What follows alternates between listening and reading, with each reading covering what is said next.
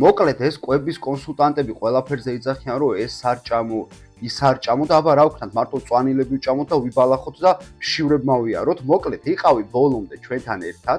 დღეს განვიხილავთ კონკრეტულად რა და როგორ ჭამოთ და რომელია ბოლოს და ბოლოს ყველაზე ჯანსაღი პროდუქტები. მოდი გასწავლით ახლა სადილზე და წახემსებებზე რა უნდა გავაკეთოთ.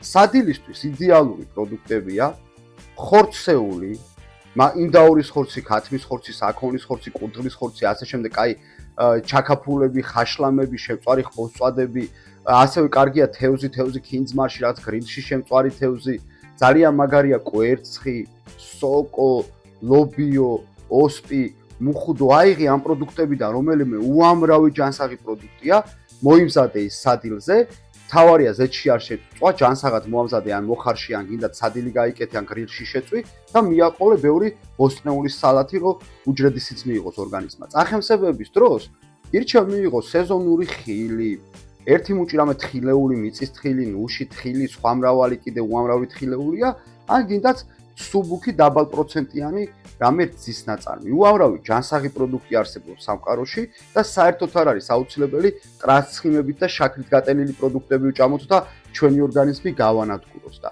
თუ გინდა დაიკლო წონაში და გვერდში ყავდეს პროფესიონალი კვების კონსულტანტი, მომწერე გავისაუბროთ.